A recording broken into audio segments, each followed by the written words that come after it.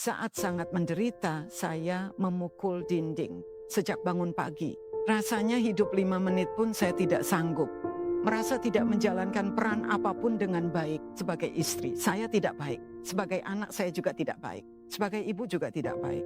Anak kedua pernah berkata kepada saya, "Ibu, dalam seminggu ada 5 hari tidak berbicara dengan saya. Kalau aku berbuat nakal, ibu juga tidak akan sadar." Mereka mendoakan saya, berpegangan tangan untuk berdoa. Ketika berpegangan tangan berdoa, seperti ada aliran listrik naik dari telapak kaki saya, lalu turun kembali.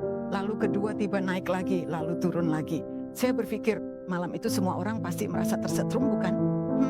Beberapa hari kemudian saya bertanya kepada Kemei. Dia berkata dia tidak merasakan apa-apa. Saya merasa dahulu saya penuh jerih, lelah dan sedih. Setelah percaya kepada Tuhan, saya merasa benar-benar bisa menyerahkan beban ini kepada Tuhan. Mendapatkan penghargaan, dan pidato saya adalah tentang memuji Tuhan.